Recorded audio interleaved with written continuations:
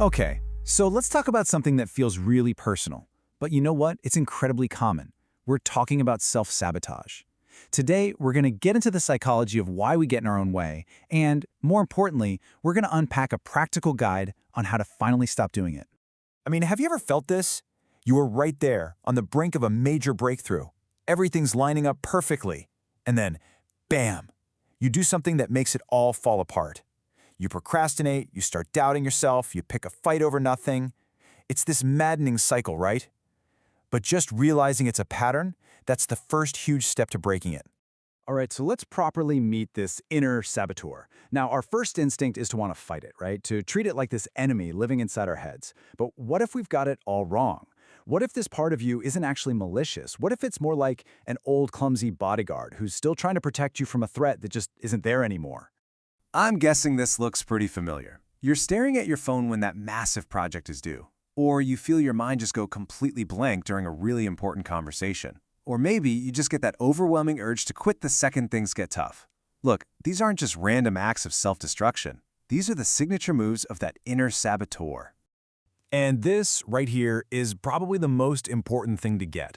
This is not a character flaw. You are not broken. Self-sabotage is actually a learned survival response. You can think of it like an old piece of software running on your computer.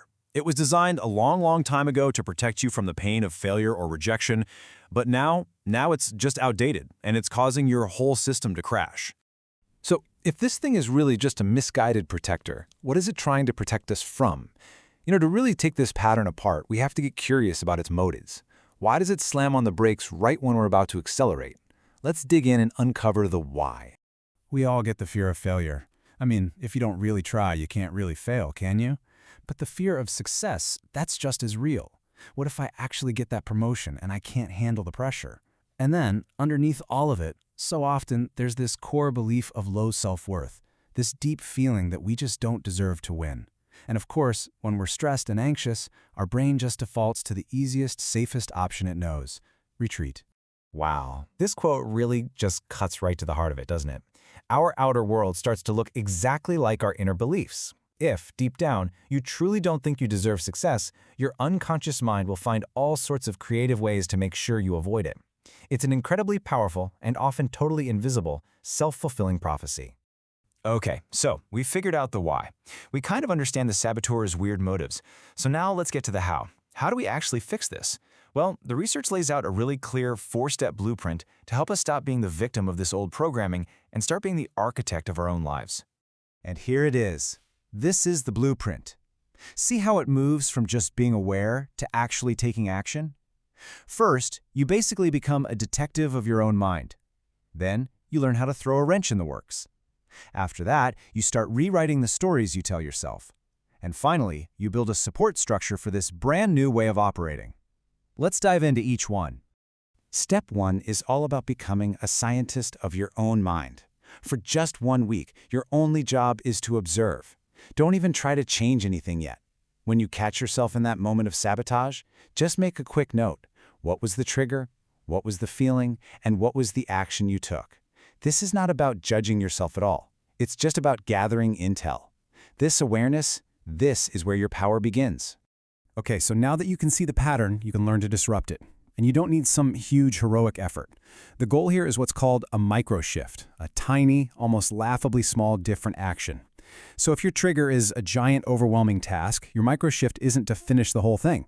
It's just to work on it for 5 minutes. That one tiny action breaks the loop and proves to your brain that a different path is actually possible. Step 3 is all about grabbing the microphone away from your inner critic. The saboteur's favorite story is probably something like, "Here I go again, I always mess this up." Your job is to fact-check that story. And then you replace it with a more useful one, like, "Okay, this is actually a chance to learn and get better." This isn't about some kind of toxic positivity. It's about choosing a story that empowers you to act instead of leaving you paralyzed. And finally, you build a system to support this new architect version of you. See, self-sabotage loves chaos, so you fight it with structure. Break your goals into tiny, specific pieces. Find an accountability partner. Proactively manage your stress with good sleep and exercise so your saboteur has less fuel to work with. And maybe most importantly, when you inevitably slip up, and you will, get curious, not critical. Ask, what can I learn from this? Instead of telling yourself, see, I'm a failure. So that's the blueprint. But let's be honest, a blueprint is totally useless until you actually lay the first brick. So how do we turn all this from theory into practice? Like right now. Let's talk about your very first moves. Here are your first 2 practical moves. First, pick just one sabotaging behavior and track it for 7 days. That's it. Just notice it. Second, create a single if-then plan. For example, if I feel that wave of overwhelm about a project, then I will open the file and just work for 10 minutes. It's a pre-made decision that short-circuits that old sabotage instinct. And please remember this as you get started. This is not about being perfect overnight. It's about small, consistent steps.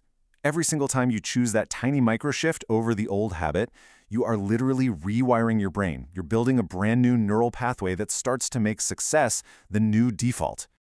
So what this all comes down to is a choice. You've got the blueprint. You can stay the victim of your old programming, or you can pick up the tools and become the architect of your own life.